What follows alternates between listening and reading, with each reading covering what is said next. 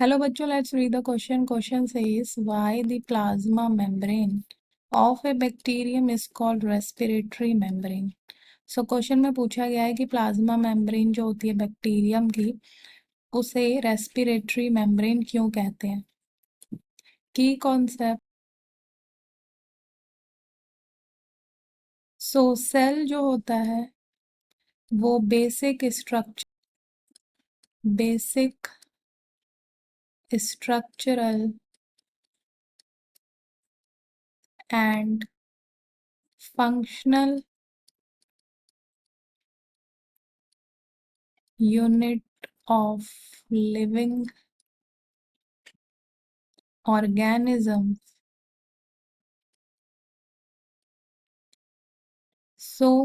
जो सेल होता है उसके बेसिक कंपोनेंट्स होते हैं जिसमें से एक होता है plasma membrane.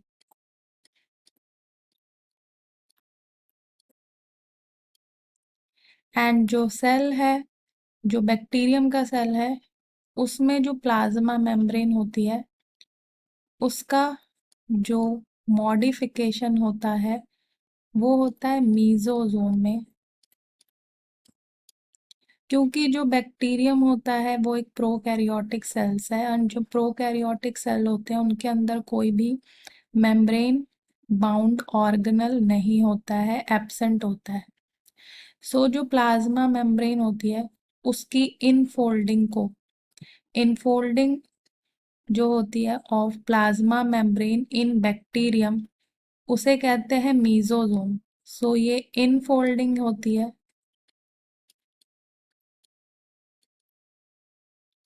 Of plasma membrane जिसे मीजोजोम कहते हैं. एंड ये मीजोजोम का फंक्शन होता है रेस्पिरेशन में.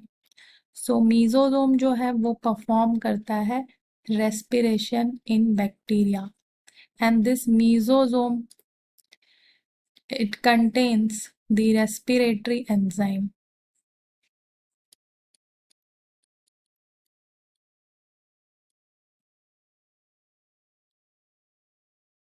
And these respiratory enzymes perform respiration. So they help in respiration.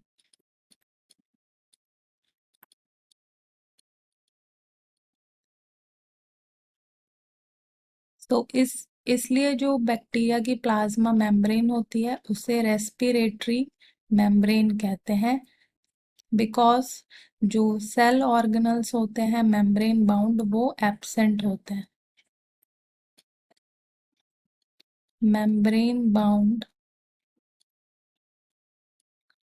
Cell organelles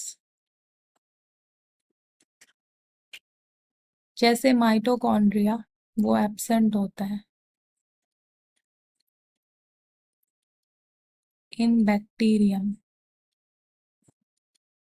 So hope you understood it well. Good luck.